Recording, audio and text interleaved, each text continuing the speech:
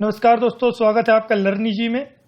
दोस्तों, आज का ये हमारा दूसरा पार्ट है विज्ञान के टेस्ट की श्रृंखला का। पार्ट 2 है और इसके पहले हमने जो पार्ट 1 में सवाल पूछे थे उसके आंसर्स आप सबसे पहले इस वीडियो में प्राप्त करेंगे। भाग 2 में भाग 1 के आंसर्स प्राप्त करेंगे और इसके बाद जो पार्ट 2 के क्वेश्चन है वो आपको प्रोवाइड किए जाएंगे। तो आइए शुरू करते हैं और सबसे पहले बात करते हैं पार्ट 1 के क्वेश्चंस के आंसर्स की। और आगे बढ़ने से पहले दोस्तों, अगर आपने अभी तक चैनल सब्सक्राइब नहीं किया है तो रेगुलर अपडेट्स पाने के लिए चैनल को जरूर सब्सक्राइब करें, जिससे हमारे जितने भी वीडियोस हैं आपको रेगुलर रूप से प्राप्त होते रहे। तो बात करते हैं सबसे पहले सवाल की, जो हमारा पार्ट 1 में था, कौन सा तापमापी पायरोमीटर कहलाता है। ये हमारा सवाल था।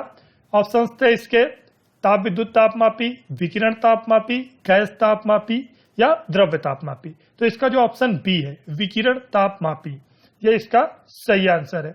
तो विकिरण तापमापी जो है वो पायरोमीटर कहलाता है, ये इसका सही आंसर है। आगे बढ़ते हैं, बात करते हैं क्वेश्चन नंबर 2 की। जो हमारा दूसरा सवाल है वह था पार्ट 1 में आइंस्टीन को नोबेल पुरस्कार, आइंस्टीन को जो नोबेल पुरस्कार मिला था वह किस लिए मिला था। ऑप्शंस थे आपके प्रकाश विद्युत प्रभाव के कारण, या ऑप्शन बी था विशिष्ट ऊष्मा के सिद्धांत के कारण, ऑप्शन सी सापेक्षता के सिद्धांत के कारण, या ऑप्शन डी बोन्स आइंस्टीन सांख्यिकी के लिए। तो इसका जो सही आंसर है वह आपका ऑप्शन ए है। तो जो 1921 में आइंस्टीन को प्रकाश विद्युत प्रभाव के कारण नोबेल पुरस्कार प्रदान किया गया था। आगे बात करते हैं तीसरे सवाल की। जो हमारा तीसरा सवाल था, प्रकाश वोल्टीय सेल क्या होते हैं। प्रकाश वोल्टीय सेल क्या होते हैं, तो यह ऑप्शन थे सौर cell, thermal cell, sulphur cell या सोलर सेल। तो जो मोलर सेल, यहां पर जो टाइपिंग मिस्टेक है, मोलर सेल, तो इसका जो सही आंसर है वह आपका सौर सेल, ऑप्शन ए सही था। आगे बात करते हैं चौथे सवाल की। चौथा क्वेश्चन था हमारा, वायु शक्ति में ऊर्जा का कौन सा रूप विद्युत ऊर्जा में बदलता है। वायु शक्ति में ऊर्जा का कौन सा रूप, जो हमारे विंड पावर होती है, विंड एनर्जी होती है, उसमें कौन सा ऊर्जा का रूप परिवर्तित होता है विद्युत ऊर्जा में। तो इसमें जो ऑप्शंस थे, ए गतिज ऊर्जा, बी स्थितिज ऊर्जा, सी सौर ऊर्जा और डी विकिरण ऊर्जा। मतलब kinetic energy, potential energy, solar energy और रेडिएंट एनर्जी। इसका जो सही आंसर है वह था आपका जो काइनेटिक एनर्जी है। काइनेटिक एनर्जी विंड पावर में जो विद्युत ऊर्जा है उसमें इलेक्ट्रिक एनर्जी में कन्वर्ट होती है। अगला सवाल था हमारा पांचवा, जल को जीवाणु मुक्त करने हेतु किसका प्रयोग किया जाता है। जल को जीवाणु से मुक्त करने हेतु किसका प्रयोग किया जाता है। ऑप्शन थे ओजोन का, ऑप्शन बी था क्लोरीन डाइऑक्साइड का, ऑप्शन सी था कैलोरीमीन का और ऑप्शन डी था इन सभी का। तो इसका जो ऑप्शन डी है, पांचवे का ऑप्शन डी बिल्कुल सही है। इन सभी चीजों का प्रयोग जल को जीवाणु मुक्त करने हेतु किया जाता है। तो आगे बढ़ते हैं, सवाल नंबर जो हमारा 6 था वह था मिर्च की तीक्ष्णता का क्या कारण है। जो मिर्च हमको तीखी लगती है उसका क्या कारण है। ऑप्शंस थे ए लाइकोपीन के कारण। तो जो लाइकोपीन होता है, लाइकोपीन के कारण टमाटर का रंग लाल होता है। ऑप्शन बी था हमारा कैप्साइसिन के कारण। तो कैप्साइसिन के कारण ही मिर्च जो है वो तीखी लगती है। तीसरा हमारा जो ऑप्शन था कैरोटीन के कारण। तो कैरोटीन की उपस्थिति के कारण जो दूध होता है गाय का, उसमें हल्का पीलापन आता है। तो कैरोटीन क्यों किसके कारण होता है, तो कैरोटीन के कारण दूध में पीलापन आता है। और जो चौथा ऑप्शन था एंथोसायनिन के कारण। तो एंथोसायनिन से जो गुलाबी रंग आता है सब्जियों में, जैसे प्याज की अगर बात करते हैं तो प्याज में जो गुलाबी रंग आता है वह हमारा एंथोसायनिन के कारण आता है। तो इसका जो मिर्च की तीक्ष्णता का जो सही आंसर है वह है कैप्साइसिन।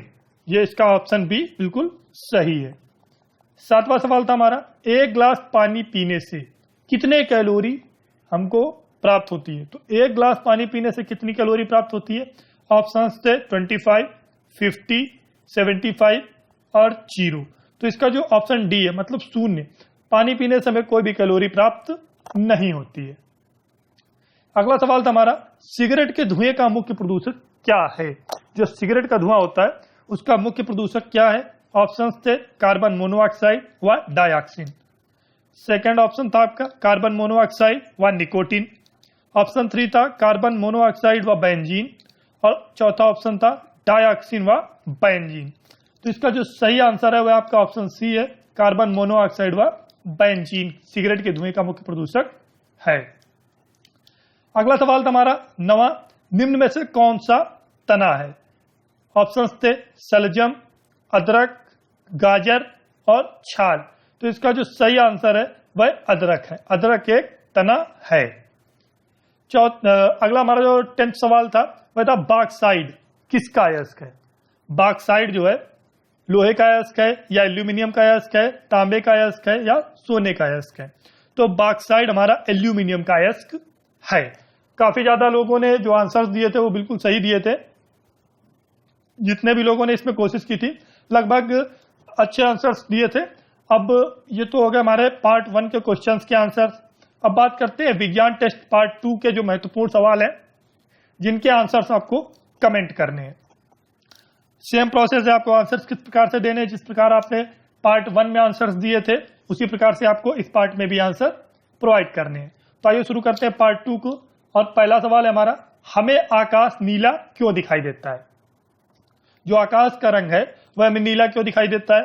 ऑप्शन है आपके प्रकाश के प्रकीर्णन के कारण, या ऑप्शन बी प्रकाश के परिक्षेपण के कारण, अथवा ऑप्शन सी प्रकाश के व्यतिकरण के कारण, या ऑप्शन डी सूर्य के नीले रंग के उत्सर्जन करने के कारण। तो इसका कौन सा कारण है जिसके कारण हमको आकाश नीला दिखाई देता है? यह हमारा पहला सवाल है, इसका आंसर आपको कमेंट करना है।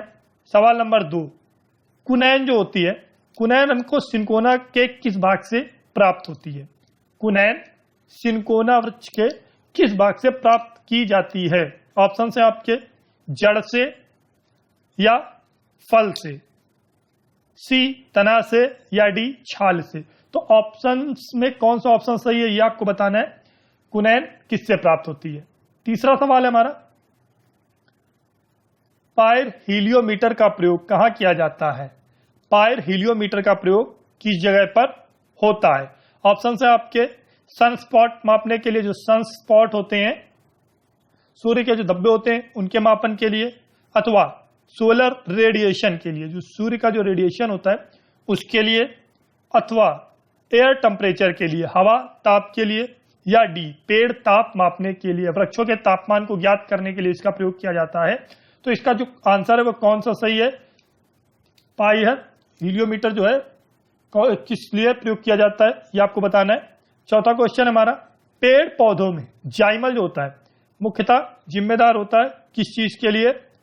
आहार वाहन के लिए, ऑप्शन ए, या ऑप्शन बी जल वहन के लिए, सी एमिनो एसिड के वहन के लिए, अथवा ऑक्सीजन वहन के लिए।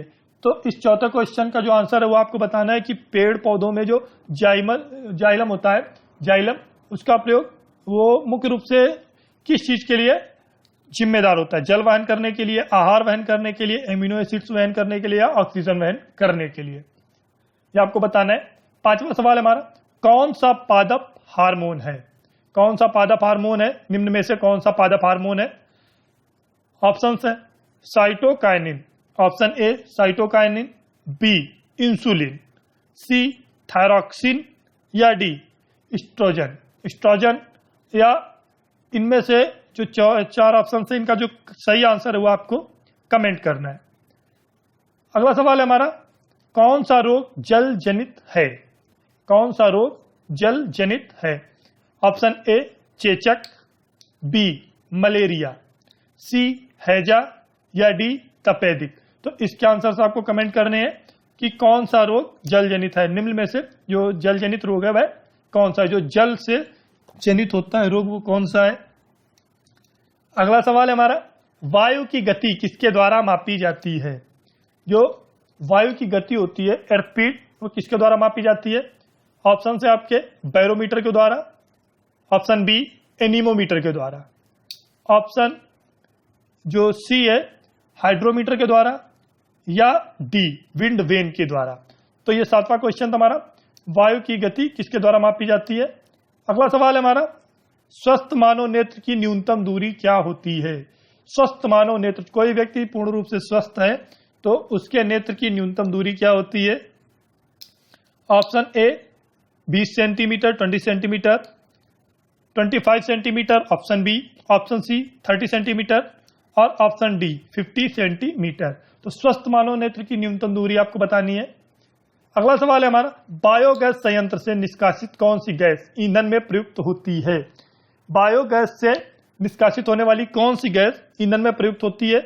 ऑप्शन है आपके ब्यूटेन, प्रोपेन, मीथेन या एथेन। तो इनमें चारों में से कौन सी वो गैस है जो बायोगैस संयंत्र से निष्कासित होती है और ईंधन के रूप में प्रयुक्त की जाती है? लास्ट क्वेश्चन हमारा, पौधे नाइट्रोजन किस रूप में प्राप्त करते हैं? पौधे नाइट्रोजन किस रूप में प्राप्त करते हैं? ए, ऑप्शन ए नाइट्रेट के रूप में, ऑप्शन बी नाइट्रस ऑक्साइड के रूप में, ऑप्शन जो सी है अमोनिया के रूप में, या ऑप्शन डी नाइट्राइड के रूप में। तो निम्न में से किस रूप में पौधे नाइट्रोजन प्राप्त करते हैं? ये हमारा जो क्वेश्चन था, ये लास्ट क्वेश्चन है। तो ये 10 क्वेश्चंस हैं जिनके आंसर्स आपको टेस्ट 2 के आपको कमेंट करने हैं। टेस्ट 1 के आंसर्स आपको प्रोवाइड कर दिए गए हैं। टेस्ट 3 में जो हमारा विज्ञान का टेस्ट 3 होगा, उसमें इस जो टेस्ट 2 है इसके आंसर्स आपको विख्यात रूप से, विस्तृत रूप से उसकी व्याख्या के साथ आपको प्रोवाइड किए जाएंगे। सो फ्रेंड्स, इस वीडियो को देखने के लिए बहुत बहुत धन्यवाद। अगर आपको वीडियो पसंद आया है तो इसको जरूर लाइक करें, अधिक से अधिक शेयर करें जिससे अधिक लोग इसका लाभ प्राप्त कर सकें। अपने सुझाव हमें कमेंट बॉक्स में बताएं। अगर आप कुछ नई सीरीज चाहते हैं, आपको सीरीज ये कैसी लगती है, ये सारी जो आपके सुझाव हैं वो हमें कमेंट बॉक्स में बता सकते हैं। फेसबुक की लिंक वीडियो के डिस्क्रिप्शन में जाकर प्राप्त कर सकते हैं, वहां से फेसबुक से हमसे जुड़ सकते हैं। Thanks for watching, thank you.